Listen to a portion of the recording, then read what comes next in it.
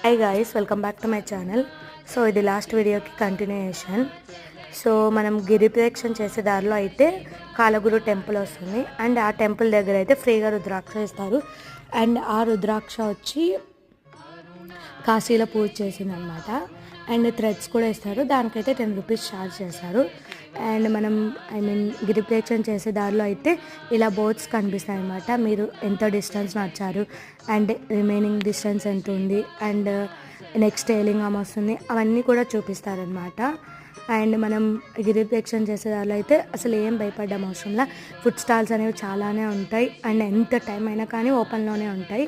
So massage కానీ ఎంత aged persons అయినా కూడా ఈజీగా నడిచేయగలుగుతారు. బట్ టైం తీసుకుంటుంది.